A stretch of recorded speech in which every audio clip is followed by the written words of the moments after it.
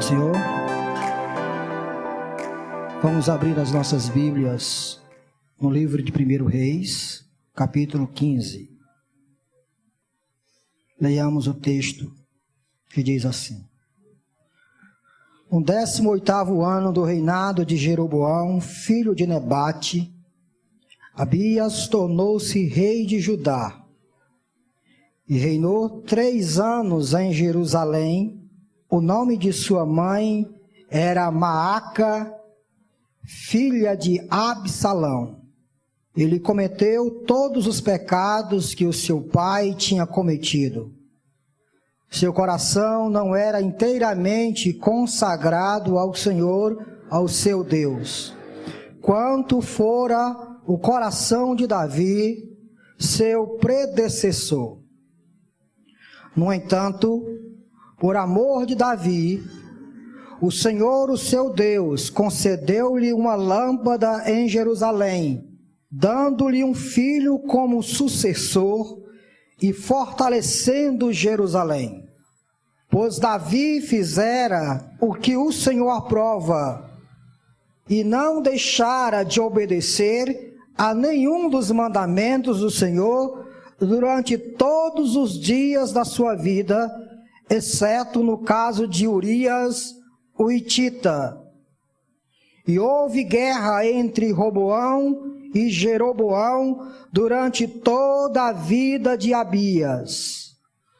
Os demais acontecimentos do reinado de Abias e todas as suas realizações estão escritas nos registros históricos dos reis de Judá.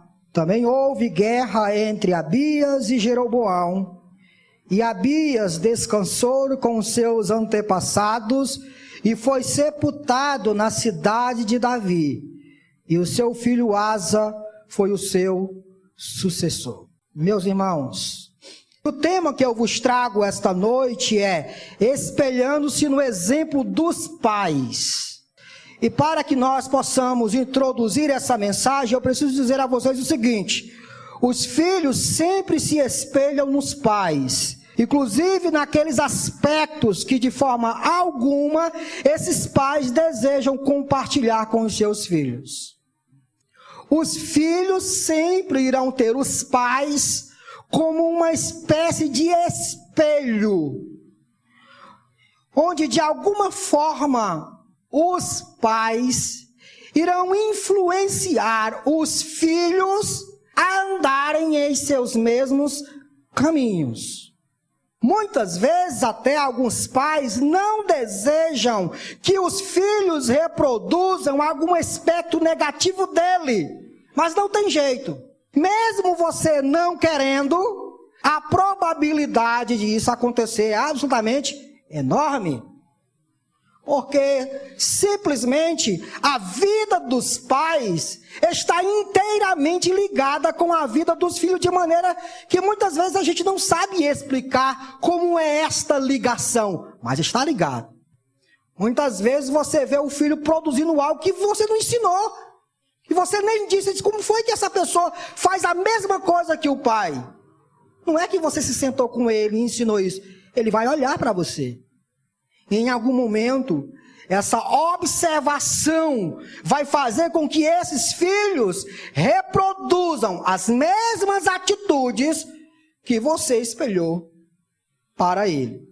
Nesta porção do texto, meus irmãos, veremos como a vida desregrada de Roboão afetou drasticamente o estilo de vida do seu filho Abias.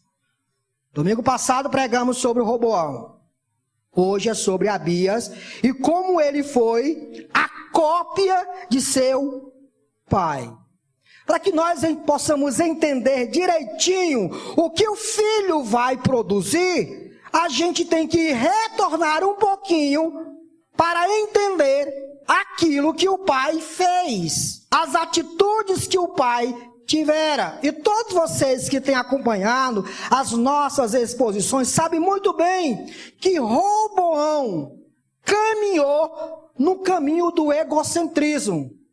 Você viu já no capítulo 12 de 1 Reis, versículo 1 até o versículo 15, como esse rei foi alguém completamente egocêntrico.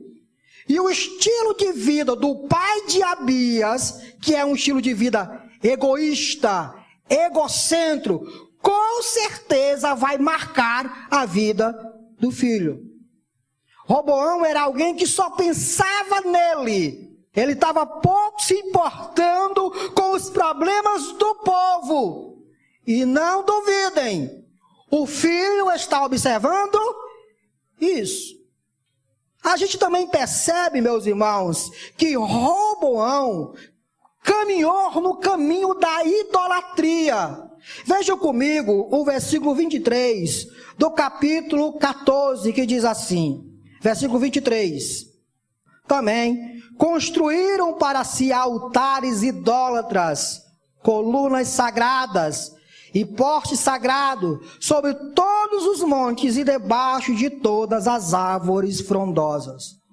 Roboão, pai de Abias, se encarregou, meus irmãos, de disseminar a idolatria no reino de Judá.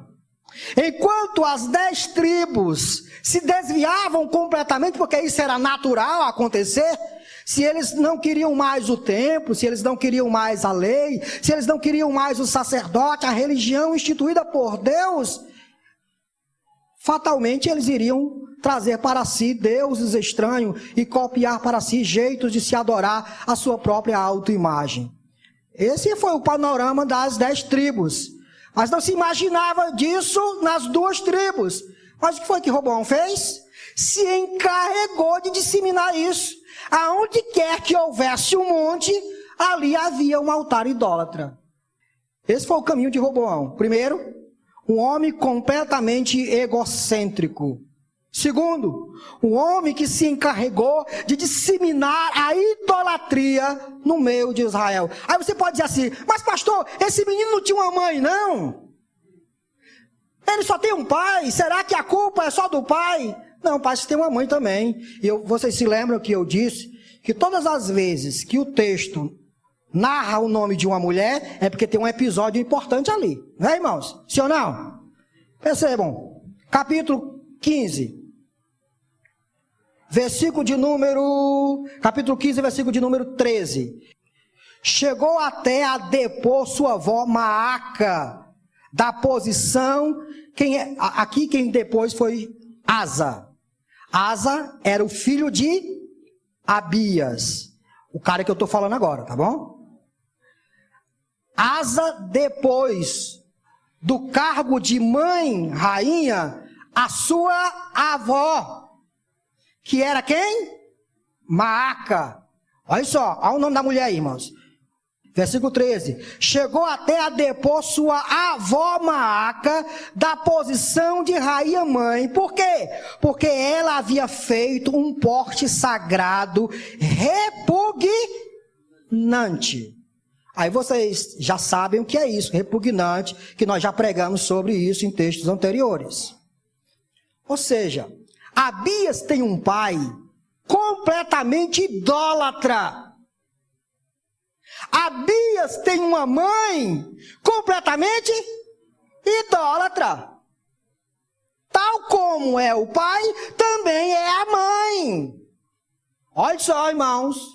Eu não estou falando aqui, eu não estou querendo reproduzir aqui para vocês a tal da espécie de maldição hereditária. Eu estou falando de exemplo que os filhos irão repetir ao longo do seu caminho, porque observaram o caminho do pai. Abias passou o tempo todo convivendo com um pai egocêntrico. Vivendo o tempo todo com um pai idólatra e com uma mãe que reproduzia idolatria repugnante no reinado de Judá. Aonde vai dar isso, irmãos? Onde vai dar? Bom, não é só isso, né? No versículo 24 do capítulo 14, a gente ainda vê alguma descrição a respeito de Roboão, que diz assim: havia no país até prostitutos cultuais, O povo se envolvia em todas as práticas detestáveis das nações que o Senhor havia expulsado. Qual é a ideia? A ideia é que Roboão se encarregou de instituir uma espécie de idolatria cananeia, onde a prostituição religiosa era algo habitual. Aonde quer que houvesse um monte e um adorador a esses deuses cananeus, ali havia prostituição religiosa. Quem iria cultuar a essa divindade, iria se deitar com um sacerdote ou com a sacerdotisa, porque o culto desses deuses era regado à prostituição. Logo, irmãos, a gente tem aqui o perfil de Roboão. Um homem egocêntrico, um homem idólatra, a mulher dele também idólatra, e um homem imoral. Note aí, perfil de Roboão, egocêntrico, idólatra e imoral.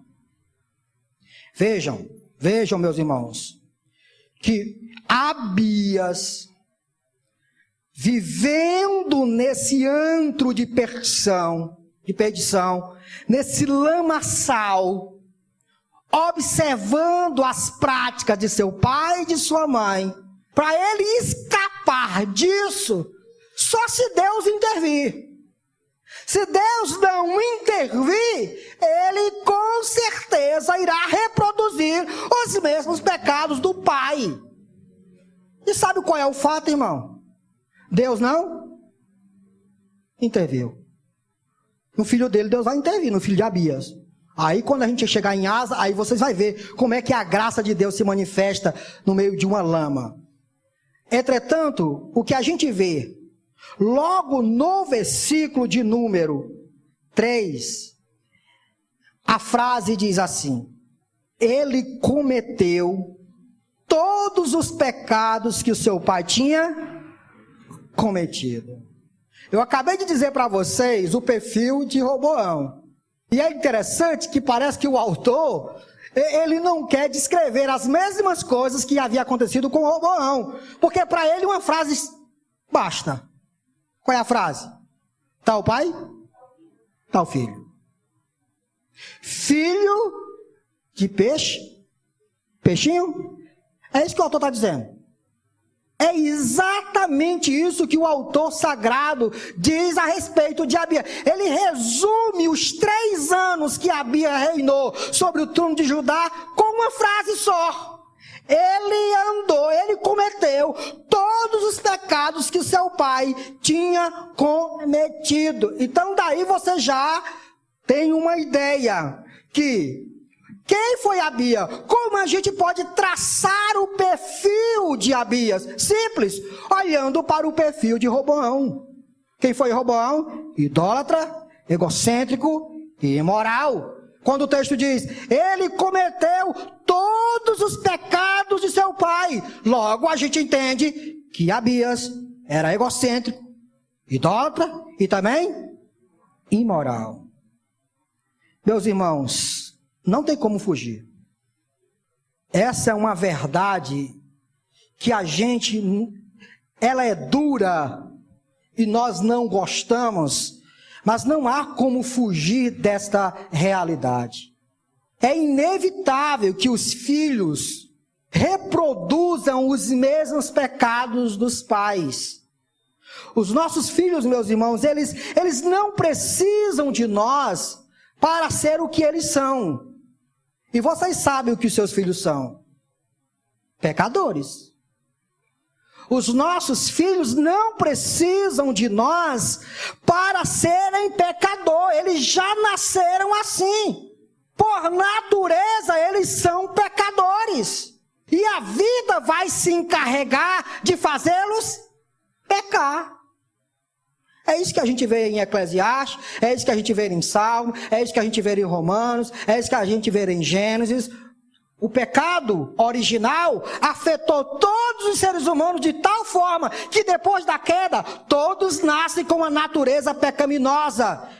E a coisa mais natural que existe é uma natureza pecaminosa, faz com que o pecador peque. Então, todos os indivíduos que nascem neste mundo, após o pecado original, após a queda, eles vão pecar. Os nossos filhos não precisam de nós para cometer algum pecado. Não precisam de nós, irmãos. E eu acredito que é exatamente por causa disso que Deus dá paz aos filhos. Para que os pais imprimam nos filhos sua vida piedosa. Para que os pais ensinem o filho o caminho em que ele deve andar. Porque se o pai deixar o filho andar em seu próprio caminho, esse menino vai se desembestar. A natureza vai encarregar de levá-los à podridão cada vez maior. É por isso que os filhos têm pais. Para que os pais disciplinem os filhos. E mostrem para os filhos o que é pecado, o que não é, o que é certo e o que não é. Logo, pais que aqui estão. E quando eu falo pais, eu falo pai e mãe. Escute. Seu filho precisa desesperadamente de um pai e de uma mãe que sejam piedosos, que sejam santos, porque a natureza que eles têm, o impulso pecaminoso que há dentro do coração deles é uma força brutal. E se você, como pai e mãe, não se atentar para isso, não enxergar isso, que há luta sendo travada pelos seus filhos, se você contribuir para que essa natureza pecaminosa cada vez mais venha se manifestar, se o exemplo que você dar ao seu filho é apenas exemplos ruins, exemplos de pecado, exemplo de não piedade, pode ter certeza, mais dias, menos dias, seu filho vai reproduzir a mesma coisa que você. Eu acho impressionante, meus irmãos, como que os pais não se atêm a isso. Eles vivem uma vida sem piedade, eles vivem uma vida sem santidade, eles vivem uma vida sem temor a Deus, e muitas vezes eles querem que os filhos tenham o que eles não têm. Como é isso, irmão? O que o teu filho vai reproduzir é o que você mostra. Eu vou já dar aqui um exemplo para vocês da vida prática, tá bom? Mas não é apenas essa descrição que o texto dá a respeito de Abias. Veja que no capítulo 15, ainda na parte B do versículo 3, o texto diz assim: seu coração não era inteiramente consagrado ao Senhor, o seu Deus, quanto fora o coração de Davi, seu predecessor. O que essa informação revela a respeito de Abias? Além de que Abias era a cópia de seu pai. Parece que aqui o narrador coloca uma descrição interessante. Que descrição? Abias, além de andar nos mesmos caminhos pecaminosos de seu pai, ele tinha uma pegada de hipocrisia. E é claro que como o autor, o foco dele é com os reis de Israel e não com os reis de Judá, ele não abre o leque, ele não mostra por que Abias era hipócrita. Não mostra, ele só diz que Abias não era sincero, que ele não seguia a Deus de todo o seu coração, e ele continua descrevendo o que ele quer. Só que a gente tem outro livro, né, irmãos? Que livro? Crônicas. Porque se você for lendo aqui, versículo 3, ele cometeu todos os pecados que o seu pai tinha cometido, seu coração não era inteiramente consagrado ao Senhor, o seu Deus. Pronto, e o texto termina, o texto não explica. O autor não explica porque Abias era hipócrita. Só diz que ele não era inteiramente consagrado, que ele não era sincero em sua reverência para com Deus. E aí, glória a Deus, por termos livros sinóticos, livros que nos traz outro panorama. E aí eu convido vocês lá para 2 Crônicas. Livro de 2 Crônicas, capítulo 13. Aí agora, o autor de Crônicas, com foco nos reis de Judá, vai mostrar para nós o que aconteceu com Abias. Capítulo 13. Irmão, não lê agora não. Vamos traçar o perfil de Roboão. Quem era Roboão? Repita comigo. Roboão era... Me ajude, eu nunca fiz isso, mas eu vou fazer, tá bom? Roboão era... egocêntrico, idólatra e imoral. Abias, o mesmo. Ok? Vamos lá. Ok. Capítulo 13. Capítulo 13 de 2 Crônicas, irmãos, desculpa. 2 Crônicas, capítulo 13. Olha só, se você ler esse texto, a conclusão que você vai ter desse texto é que Abias era alguém piedoso. Vamos ler? Vamos ler. No 18º ano do reinado de Jeroboão, ó, reino de Israel, 10 tribos. Ele quer falar de Abias, mas ele fala de Roboão. No 18º ano do reinado de Jeroboão, Abias tornou-se rei de Judá e reinou 3 anos em Jerusalém.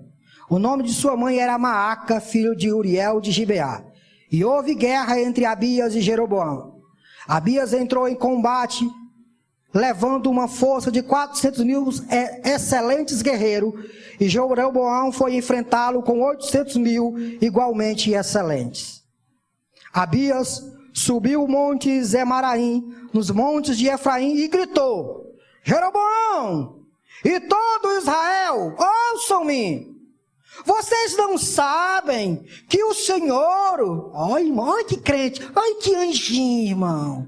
Vamos lá. Vocês não sabem que o Senhor, o Deus de Israel, deu para sempre o reino de Israel a Davi e a seus descendentes, mediante uma aliança irrevogável. Ele está dizendo alguma mentira? Ele está dizendo alguma mentira? Só verdade. Só verdade. Versículo 6. Mesmo assim, Jeroboão, filho de Nebate, servo de Salomão, filho de Davi, rebelou-se contra o seu senhor. Ele está dizendo alguma mentira? Só verdade. 7. Alguns homens vadios e imprestáveis juntaram-se a ele e se opuseram a Roboão, filho de Salomão, quando ainda era jovem, indeciso e incapaz de oferecer-lhes resistência. Alguma mentira? Só verdade. E agora é que o negócio vai ficar melhor, irmão. 8. E agora vocês pretendem resistir ao reino do Senhor, que está nas mãos dos descendentes de Davi? Vocês são de fato uma multidão imensa, e tem os bezerros de ouro que Jeroboão fez para os seus... Vocês se lembram? Então tá tudo fresquinho na memória, né, irmão? Quem era Roboão? Idólatra, egocêntrico e imoral. Abias, o mesmo, não é? Abias, o mesmo. Mas Abias vai batalhar com Jeroboão, sobe do monte e começa a exortar Jeroboão. É que pode, rapaz. Você não sabe que Deus está com a gente? Você não sabe que existe uma aliança eterna com a casa de Davi? Você não sabe que Deus fez uma aliança que não pode ser quebrada? Você não deveria vir contra nós. E vamos seguir o texto, irmão. Só verdade. Teologia pura, normal, bem direitinho. A boca de Abias aqui só diz verdade. Vamos lá. 8. E agora vocês pretendem resistir ao reino do Senhor, que está nas mãos dos descendentes de Davi? Vocês de fato são uma multidão imensa, e tem os bezerros de ouro que Jeroboão fez para serem seus deuses. Mas não foram vocês que expulsaram os sacerdotes do Senhor, os descendentes de Arão e os levitas, e escolheram seus próprios sacerdotes, como fazem os outros povos? Olha o que está dizendo. Não foi vocês que expulsaram os verdadeiros sacerdotes daí? Nós não. Nós continuamos com o templo. Olha como o templo está aqui. Nós continuamos com os nossos sacerdotes, com os levitas, com aqueles que Deus chamou para fazer a liturgia do culto ao Senhor. Continuemos o texto. Qualquer pessoa que se consagre com novilho e 7 carneiros pode tornar-se sacerdotes daquele que não são deuses. Que bom, a Bíblia só diz verdade. 10. Quanto a nós, olha só. O que o texto de Reis diz? Que ele não era íntegro, não era sincero. Aqui a gente começa a ver por que o cara lá disse isso. Olha só, 10. Quanto a nós, o Senhor é o nosso Deus. Eita, confissão. E não o abandonamos. Os nossos sacerdotes que servem ao Senhor, auxiliados pelos levitas, são descendentes de Arão.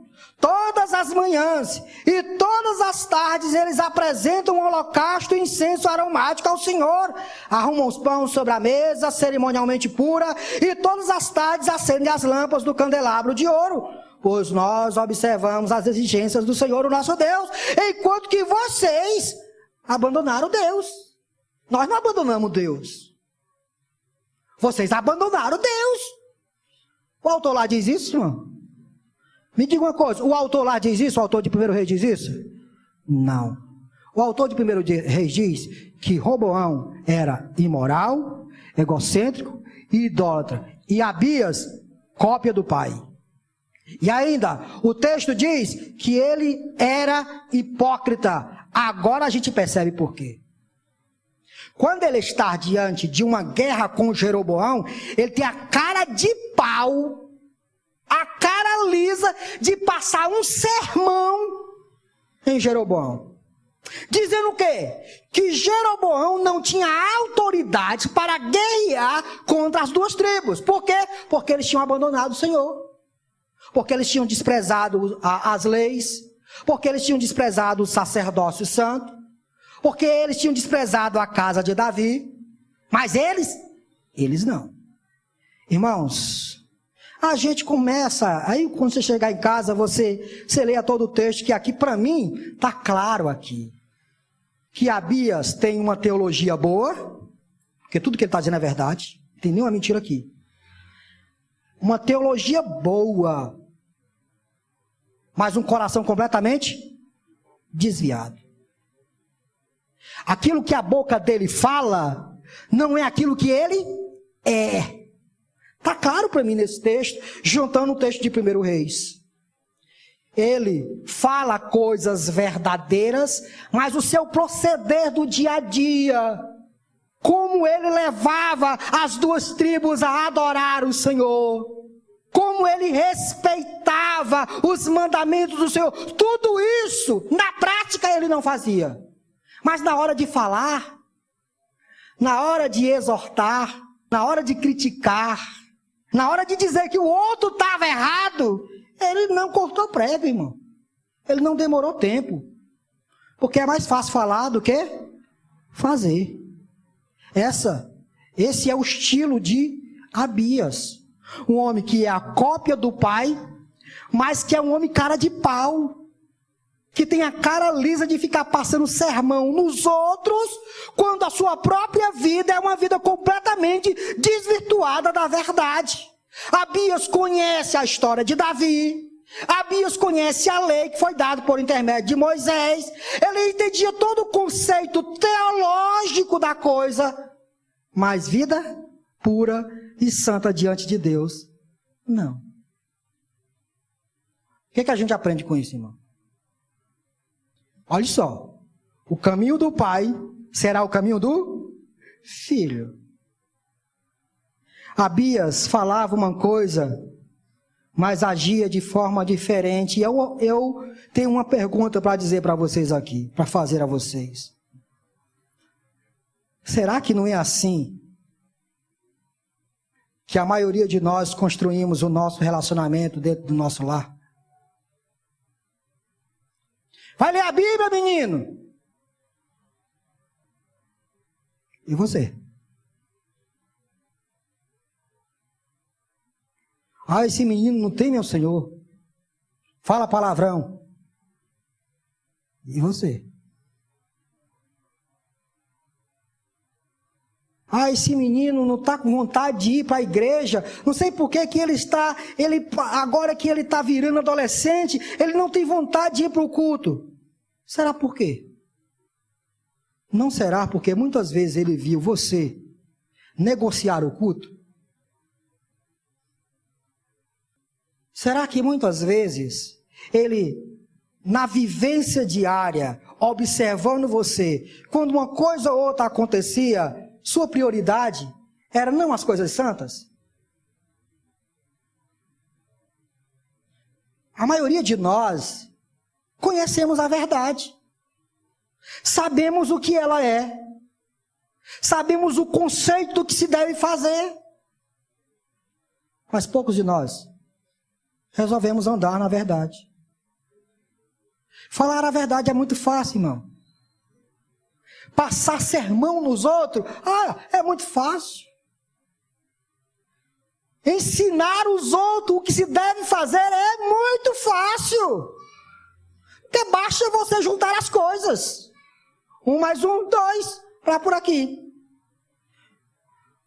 Diga para os outros, faça o que eu digo, mas não faça o que eu faço. Infelizmente, essa é a atitude da maioria de nós. E os outros estão nos olhando. E não tem coisa pior para o aprendizado daqueles que nos vê do que o mau exemplo. Você pode passar 1000 sermões, dizer 1000 coisas. Se sua atitude, se sua teologia não casar com sua vida prática, se aquilo que você diz não é aquilo que você faz, aqueles que lhe enxergam vão aprender com base naquilo que você faz. É simples isso, irmão. Se a graça de Deus não intervir no caminho do filho, por sua própria atitude você levará seu filho à desgraça. Se Deus não intervir nesse lar, nessa casa, tendo misericórdia para com a vida desse filho, uma mulher louca, ela derruba a sua casa, é o que diz Provérbio. E o que dirá de um pai? Meu Deus, o que dirá de um pai? Se uma mãe faz isso, destrói sua casa, o que um pai fará? Meus irmãos, pelo amor de Deus, não tem como fugir disso.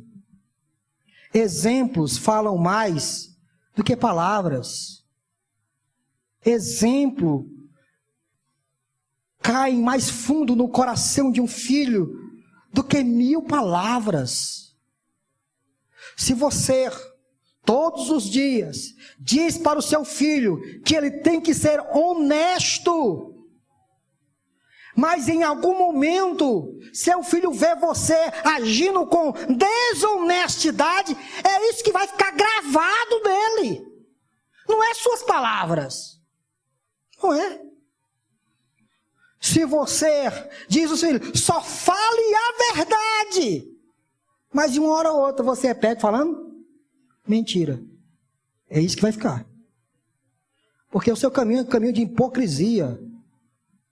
Porque na verdade você é um fariseu, que ensina aos outros o que se deve fazer, mas não faz. Tal pai, tal filho. E se nós fôssemos fazer aqui uma pesquisa, e eu não quis fazer isso para não tomar muito tempo, a respeito da porcentagem dos pecados que os filhos sempre repetem dos pais, é enorme, a porcentagem é enorme. Percebam isso. O pai se divorcia, e o filho parece também vai no mesmo caminho. Vai caminhando, vai caminhando. Vocês já viram isso, irmão? Parece que é a mesma coisa. Por quê? Porque o pai nunca foi alguém que mesmo com as adversidades da vida, coloca seus pés no chão, firma-se e diz, ainda que me mate, eu continuarei firme. Cuidado com seus exemplos. Seus exemplos irão dizer muito a respeito de você e daquilo que seu filho irá reproduzir. Susana A. Nesley nasceu em 1669 em Londres, Inglaterra. Quando menina, ela estava acostumada a ver seu pai ler 20 capítulos da Bíblia por dia. Um hábito que ele começou quando tinha só 5 anos e que manteve até a morte. Isso teria um impacto duradouro sobre a jovem Susana ao longo da sua vida. Ainda jovem, Susana prometeu ao Senhor que por cada hora que ela gastasse com entretenimento, ela daria 1 hora a ele em oração e na leitura da palavra. Aos 19 anos, ela se casou com Samuel Wesley e começou seu próprio ministério de oração dentro de casa. Nos 19 anos seguintes, Samuel e Susana Wesley tiveram 19 filhos, um filho para cada ano. E o trabalho desta serva do Senhor se intensificou cada vez mais. Ela tinha hortas para plantar, vacas para ordenhar, aula de seus filhos para ensinar em casa e uma casa inteira para cuidar. Mesmo com tantos trabalhos, ela decidiu dar ao Senhor 2 a 3 horas por dia em oração.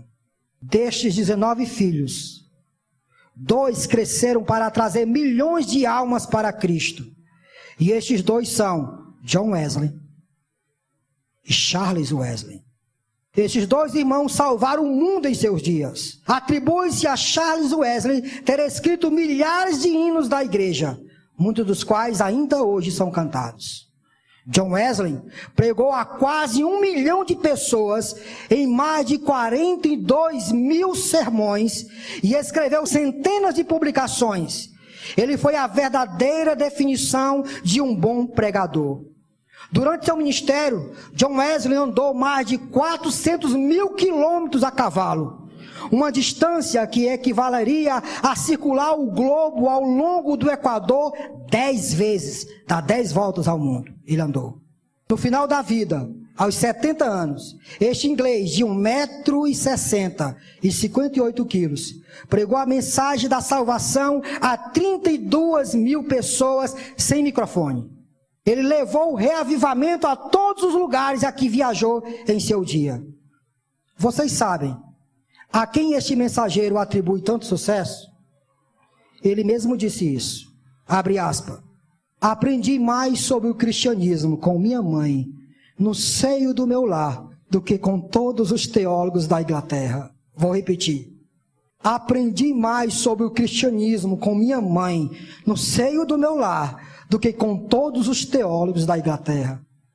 Como todos nós, ela deve ter tido muitas lições mal sucedidas com seus filhos. Muitas vezes ela pensou em desistir, mas o que nunca falhou foi a decisão de Susana Wesley de se manter como uma mãe piedosa e uma mulher de oração, e tendo um verdadeiro exemplo de cristã para o seu lar. Ela, de fato, é uma inspiração para todos nós, no que concerne a ser exemplo de santidade para os filhos, pois seu exemplo impactou a vida de seus filhos de tal forma, que John Wesley e Charles Wesley foram lâmpadas de Deus para iluminar toda a Inglaterra. Por causa de uma mulher, toda a Inglaterra foi impactada. Exemplo, exemplo e exemplo. Bom, irmãos, a graça de Deus, ela é tão graciosa, olha a redundância, que ela se manifesta mesmo numa situação como essa. Ao ler esse texto, se você tomar cuidado com ele, olhando para as linhas dele, você vai começar a ver que aqui Deus se manifesta de forma extraordinária. Eu quero chamar a sua atenção para o fato de que neste momento da história só há podridão. Exemplo mau que reproduz vida mal. Exemplo idólatra que reproduz vida idólatra. Exemplo de prostituição e imoralidade que reproduz prostituição e imoralidade. Egocentrismo, hipocrisia. Só há coisas mal aqui. Só há podridão aqui. Mas ainda assim, a graça de Deus está nesse texto. Aonde, pastor? Versículo 4. No entanto, olha, quando o texto diz, no entanto, o que o texto acabou de dizer? Só desgraça, só coisa que não presta. O autor vinha descrevendo, ele fez isso, fez tudo que era mal, e para sintetizar, andou no mesmo caminho de seu pai.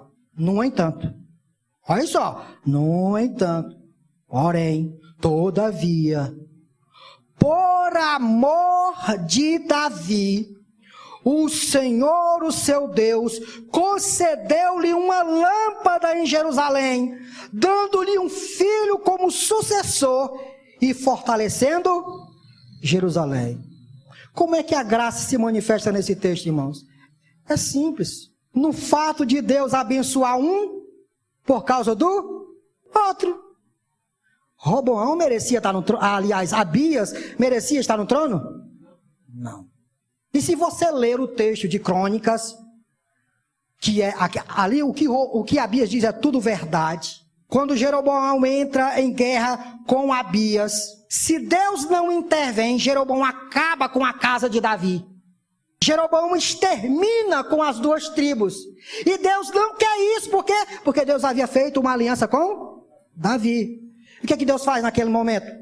Lá no livro de 2 Crônicas, capítulo 13, Deus intervém e dá vitória para quem? Para Abias. Volte lá para o texto, irmão, por favor. Volte lá para o texto. 2 Crônicas, capítulo 13. 2 Crônicas, capítulo 13. Versículo 14. Quando o exército de Judá se virou e viu que estava sendo atacado pela frente e pela retaguarda, clamou ao Senhor. Os sacerdotes tocaram suas cornetas e os homens de Judá deram o grito de guerra. Ao som do grito de guerra, Deus derrotou Jeroboão. E quem derrotou? Quem era Jeroboão? Rei das 10? Inimigo de Abias. Mas Abias merecia isso, irmão? Não. Mas por que Deus fez isso? Lá em 1 Reis, a gente sabe por que Deus fez isso. Por causa de Davi. Aqui não mostra não, mas lá em 1 Reis, a gente encontra a realidade ou o fato do porquê Deus deu essa vitória para Abias. Porque Deus tinha uma aliança com Davi, por amor a Davi, porque Davi havia obedecido à lei do Senhor, e Deus havia feito uma aliança incondicional com Davi. Deus abençoa Abias. Por causa de um, Deus abençoa o outro. Nisto, nós aprendemos duas coisas. O que, pastor? Primeiro, algumas vezes, outros são abençoados por causa de nós. Isso significa, meus irmãos, que quando andamos em santidades e obedecemos à risca a palavra de Deus, Deus derrama sobre nós sua graça e suas bênçãos. E nós somos como vasos, onde a bênção de Deus vai enchendo nossas vidas. A graça de Deus vai nos enchendo. E quem está perto de nós acaba de quebra se beneficiando. Não merece. Quem está perto não merece. Mas por causa daquele que anda no caminho do Senhor, ele se aproveita das bênçãos que caem sobre esta vida. Onde é que está escrito isso, pastor? Bom, eu tenho muitos textos aqui para você, mas eu vou lhe dar dois. Primeiro, Gênesis capítulo 39, versículo 1 ao 5. O que acontece lá? José chega na casa de Potifar. E a Bíblia diz que por causa de José, Deus abençoa o ímpio Potifar. Tudo que estava debaixo da autoridade de Potifar, todos os bens de Potifar foram acrescidos por causa da presença de José. Quando José chega na casa de Potifar, Potifar é abençoado grandemente. Mas só isso, pastor? Não. Lá em 1... você dizia assim, mas isso é lá no Antigo Testamento? Não. Lá em 1 Coríntios capítulo 7, versículo 12 ao 14, a Bíblia diz que as mulheres que são casadas com descrentes não devem se divorciar dele. Porque o simples fato da mulher ser santa acaba também santificando ele. Sabia disso não, pastor? Santificar aqui não é salvação. Santificar nesse texto o marido vai acabar sendo abençoado por causa da presença da mulher cristã. A mulher que tem filhos que não são crentes, os filhos acabam sendo beneficiados por causa da presença dela. Um é abençoado por causa do outro. Então, irmã, deixa eu lhe fazer uma pergunta. E pai e mãe que aqui estão. Você quer que o seu filho seja abençoado? Então, primeiro seja abençoado você. Ande no caminho de Deus. Observe a lei do Senhor. Ande no caminho de piedade. Ande em sinceridade. Faça a vontade de Deus. Pois, quando Deus abençoar você, por causa de sua pureza, por causa de sua santidade, aqueles que estão ao seu redor acabarão sendo beneficiados. E aqui vai um conselho. Se isso é verdade, e eu creio que é, se você não crê, tudo bem, mas se isso é verdade, com quem você tem que andar? Quais são as amizades que você deve procurar? Se um pode ser abençoado por causa do outro, com quem você tem que andar? Com quem é abençoado, meu irmão. Com quem é santo. Com quem é piedoso. Porque as bênçãos que normalmente são derramadas sobre aquele indivíduo, acabarão também sendo derramadas sobre você. Essa é a primeira aplicação desse texto que a gente faz. Um é abençoado por causa do outro. Nesse sentido, muitas vezes nossos filhos são abençoados por nossa causa. E é por isso que nós oramos. Toda mãe ora pelos filhos por causa de quê? Porque por causa de suas orações, eles podem ser abençoados. Por causa de nós, Deus abençoa o outro. Mas também tem uma segunda aplicação feita aqui nesse ponto, irmãos. E qual é? A graça de Deus nos alcançou por causa de Cristo. Nós não merecemos nada. Nós não fizemos nada para que Deus pudesse nos abençoar. Tudo que nós merecíamos era a justa ira de Deus sendo despejada sobre nós.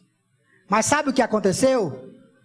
O santo Senhor Jesus Cristo cumpriu todos os pré-requisitos da lei, de tal forma que ele foi achado justo.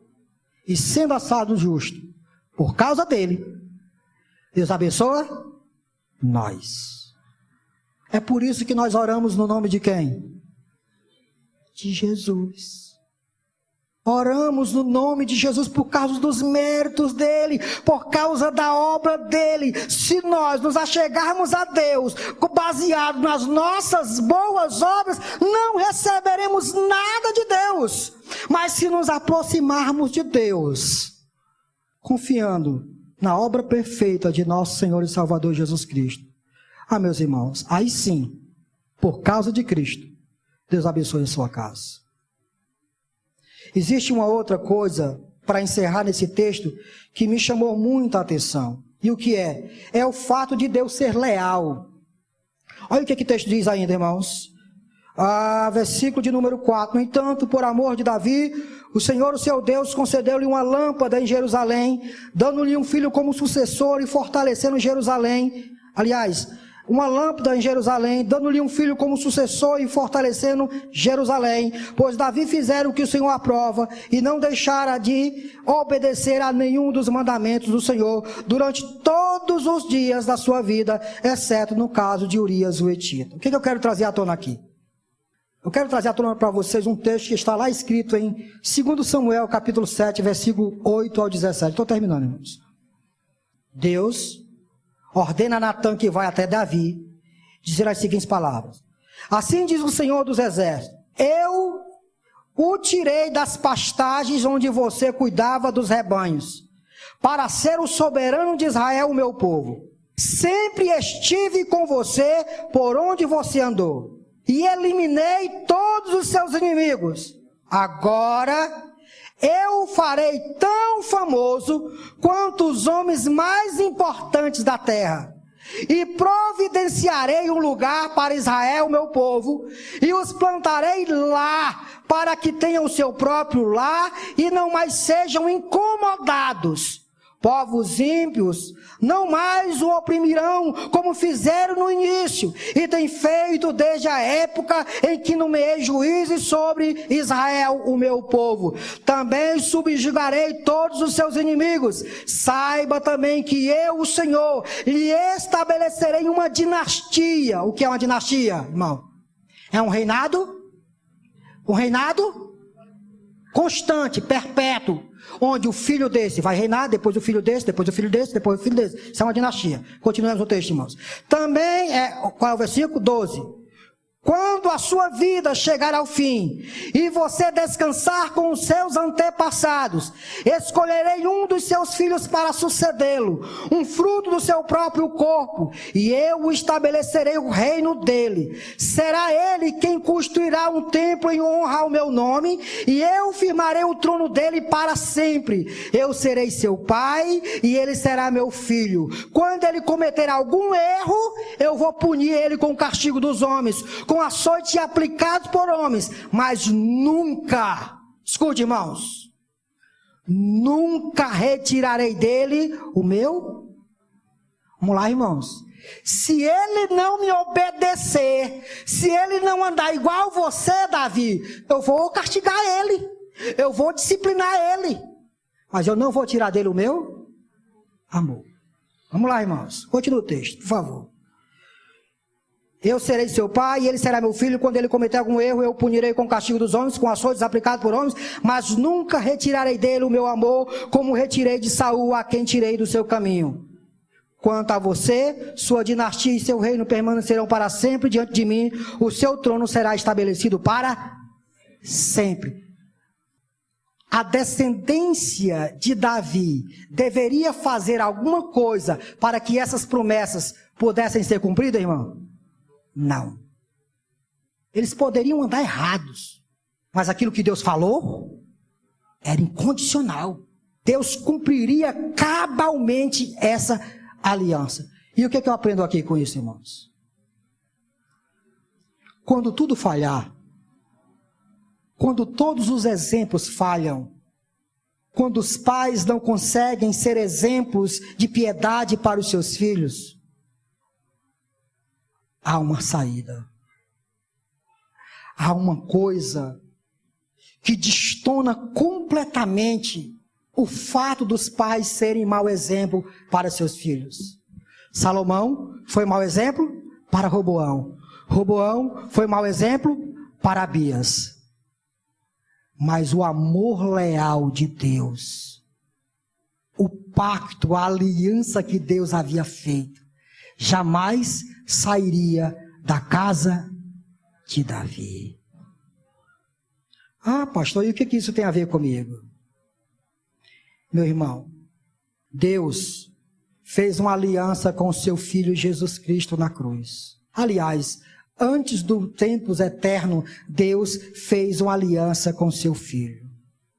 E a aliança que Deus Pai fez com o seu Filho assegura que todos os que o Pai dar ao Filho, esses virão ao Filho. E todos os que vierem ao Filho, o Filho jamais o deixará ir embora. Jamais lançará fora. Porque o presente que o Pai dá, sempre será recebido pelo Filho. E o Filho sempre protegerá o presente do Pai, de tal forma que o Filho, em João capítulo 6, versículo 37, diz: eu conheço minhas ovelhas, e elas me conhecem. Eu lhes dou a vida eterna, e elas jamais perecerão. Romanos capítulo 8, versículo 39 diz: diante de todas essas coisas, nós somos mais do que vencedores em Cristo Jesus. Por quê? Nem a morte, nem a vida, nem anjos, nem principado, nem coisas do presente, nem do porvir. Nada e nem ninguém vai nos separar do amor de Deus que está em Cristo? Porque Deus fez uma promessa com seu Filho, de que todos aqueles que Ele dar ao Filho, um dia, estarão diante do Filho, cantando: bendito seja o Cordeiro de Deus, que comprou para Deus povos de toda tribo, língua e nação, e fizeste de cada um deles rei e sacerdote. Quando os exemplos dos homens falham, há algo que não falha: o amor leal